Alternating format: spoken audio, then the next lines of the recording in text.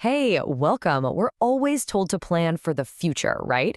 But what if we flip that on its head? What if you could actually build your future by starting from the end? That's what we're digging into today. A blueprint for designing the legacy you actually want instead of just, getting whatever happens to come your way.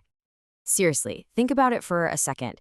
It's a huge question, and it's really the core of what we're talking about here. And look, this isn't some fuzzy, far off future stuff. We're talking about real choices, real actions that you can start making right now, today. So, what on earth does it even mean to reverse engineer your legacy? Well, think of it like this: you're becoming the architect of your own impact. See, for most people, their legacy is just an accident. It's whatever happens over a lifetime.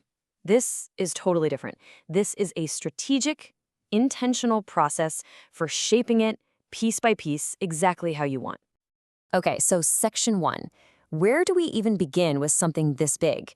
Well, the number one rule of reverse engineering anything is that you have to start with the finished product. So for us, for this blueprint, that means we have to get super, super clear on the ultimate contribution you want to make. All right, this right here, this is the bedrock. This is about getting crystal clear on what you want your story to be. What do you want people to say about you when you're not even in the room? Were you the mentor who totally changed someone's life? The person who built something that will last for generations? Getting this vision down is everything. It becomes your North Star, your compass for every single decision you make from here on out. And here's how that big, lofty vision actually becomes real. A legacy isn't just some vague idea floating around in your head, right? No, it's built through real, tangible actions. It's about the philanthropy you do, the time you spend mentoring others, getting involved in your community. That's the stuff that makes a legacy solid. Okay, on to section two. So now we've got our destination, right? We know where we're headed. The next step, working backwards, is to build the engine that's going to get us there. This part is all about gathering the tools and the resources you need for that journey. And let's be clear, when we talk about this, it's not just about getting rich for the sake of it. Not at all. It's about achieving real financial empowerment. It's about having the resources, and maybe even more importantly, having the time to pour into your legacy. It's the fuel for the engine. It's what frees you up to stop worrying about the day-to-day and start focusing on what truly matters to you. And the cool thing is, today we have access to some incredible digital leverage.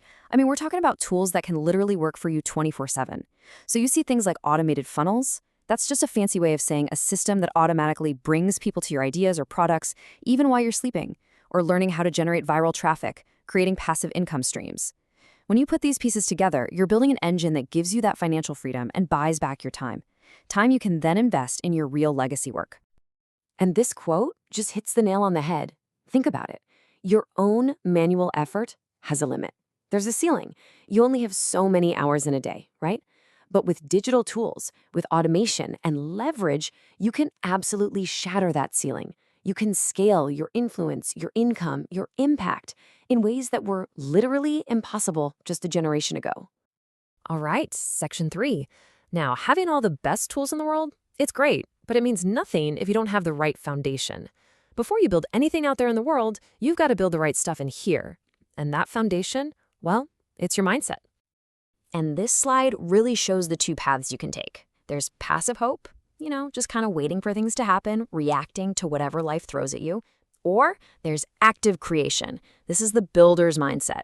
This is the difference between being a passenger in your own life and grabbing the steering wheel. It's about actively looking for opportunities, seeing failures as lessons, and just proactively shaping your own future. So, how do you actually do that? This framework here makes it super actionable. You see, it's 4 steps. Step 1, you set those clear outcomes. 2, you map out a timeline. 3, you work backward to figure out the key milestones you need to hit. But step 4, that's where the magic really happens. That's where you translate those huge, intimidating goals into the simple, powerful habits you do every single day. And look, this whole journey, it demands that you grow as a person. It's about consciously shaping who you are, your character, your skills. You really have to stop and ask yourself, who do I need to become to actually achieve this legacy? It's about letting go of old habits that hold you back and starting to live as that future version of yourself today. Okay, last section. So we've talked about the vision, the destination, we've talked about the engine, the tools, and we've talked about the foundation, the mindset. This final part brings it all home, right here, right now. Because all of this, it really boils down to just one thing.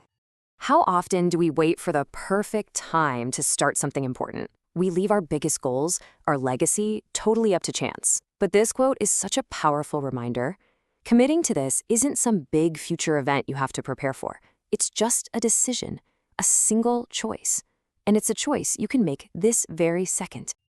And that brings us right here to the end. We've spent this whole time talking about a blueprint.